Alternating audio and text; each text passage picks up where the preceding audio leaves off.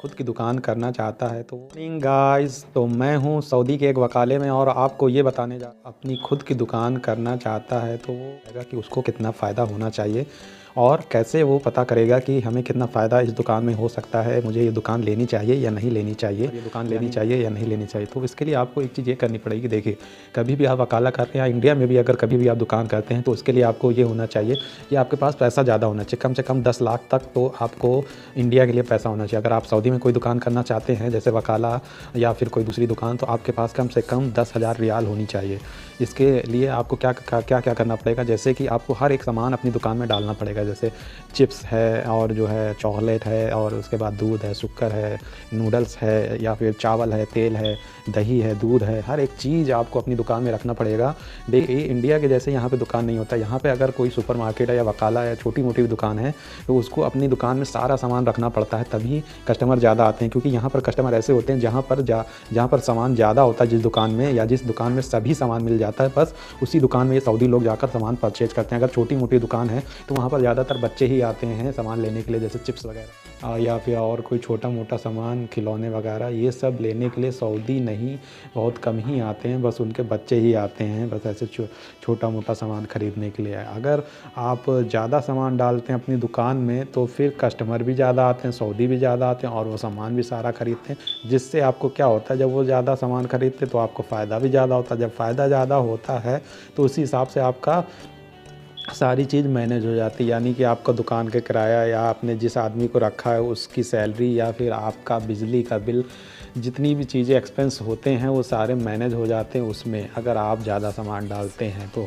और अगर आप थोड़ा ही सामान रखते हैं और इसलिए फिर कस्टमर नहीं आते तो आपका सेल नहीं होता तो आपका पूरा महीना ऐसे ही स्पेंड हो जाता है, पूरा ख़त्म हो जाता है और आपको लॉस हो जाता है। तो इस तरह से अगर आप कोई भी दुकान करना चाहें तो पहले आप पैसा इकट्ठा कर लें। पैसा जब आपका इंतज़ाम हो जाए उसके बाद आप हर एक सामान डालिए दुकान में, तो इंशाल्लाह चलेगी ही चलेगी दुकान।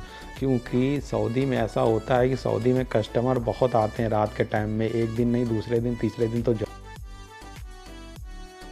आते हो। तो आप अगर दुकान करना चाहते हो तो आपको खुद से ही सारी चीज़ें करनी पड़ती हैं, हर एक चीज़ आपको खुद ही ख़रीदनी पड़ती हैं। जैसे कि मान लीजिए अगर आप दुकान करना चाहते हैं, लाइसेंस बनेगा वो कफ़ील के नाम बनेगा, लेकिन उसका जो भी पैसा लगेगा वो आपको ही देना पड़ेगा, या उसका जो रक्शा बनेगा, रजिस्ट्रेशन जो होगा, वो सारी चीज़ का पैसा आपको ही देना पड़ेगा। उसके बाद आपको एक फायर मशीन का रुख़्सा बनवाना पड़ता है, यानी लाइसेंस बनवाना पड़ता है, वो भी आपको देना पड़ेगा। आपको एसी लगा हुआ मिलेगा या आप लगवाओगे तो उसका भी पैसा आपको देना पड़ेगा। जितने फ्रिज आप ख़रीदोगे तो उसका भी पैसा आपको ही देना पड़ेगा। उसके बाद जितना सामान आप डालोगे दुकान में वो पैसा भी आपको देना पड़ेगा। यानी दुकान आप अगर कर रहे हो तो हर एक चीज़ आपको ही अपने पास से ही लगानी पड़ेगी। यहाँ पर सऊदी में यहाँ पर कुछ भी आपको फ्री में नहीं मिलेगा। कोई भी कफ़ील या कोई भी, अगर आप किसी दूसरे से आपने दुकान ख़रीदी तो आपको कोई भी चीज़ फ्री में नहीं देगा, उसका किराया लेगा या आपको वो सेल करेगा। ये दोनों चीज़ आपको ऐसी ही करनी पड़ती हैं यहाँ पर। फिर इसके बाद आपको क्या करना पड़ता है, आपको अपना अकामा खुद ही बनवाना पड़ता है। उसके बाद आप उसको कफ़ील को हर महीना कुछ ना कुछ आपको फ़ायदा भी देना पड़ेगा। मान लीजिए आपने उस कफ़ील ने अपने नाम से सारा काम करवाया तो उसको आप महीने के महीने कभी 500 कभी 1000 ऐसा फ़ायदा भी आपको देना पड़ेगा, तभी वो अपने नाम से सारी चीज़ें करवाएगा, वरना वो नहीं करवाएगा। उसके बाद आपको एक कंप्यूटर सिस्टम भी रखना पड़ता है, यानी एक सिस्टम रखेंगे जिसमें आप सॉफ्टवेयर रखेंगे जिससे आप सेल कर सकें और परचेज कर सकें, उसमें स्टॉक देख सकें, सारी चीज़ें, ये चीज़ें करनी पड़ती हैं आपको।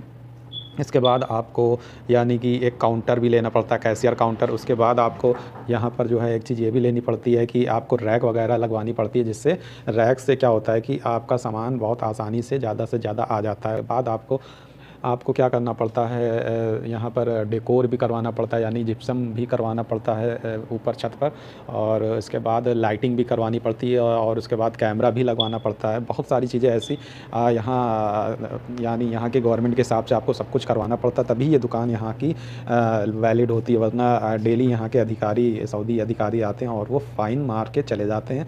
50-50 हज़ार रियाल, 10-10 हज़ार रियाल, 5-5 हज़ार रियाल, तो वो आपको ही भरना पड़ता है। तो ये समझ लीजिए, इस तरह से अगर आप पूरी रिक्वायरमेंट पूरी करते हैं तभी आप यहाँ दुकान चला सकते हैं, वकाला चला सकते हैं। अगर आपको वीडियो पसंद आ रही है, आपको कुछ नॉलेज मिल रही है, तो आप चैनल पर जाकर सब्सक्राइब ज़रूर करें और इस तरह की नॉलेज आपको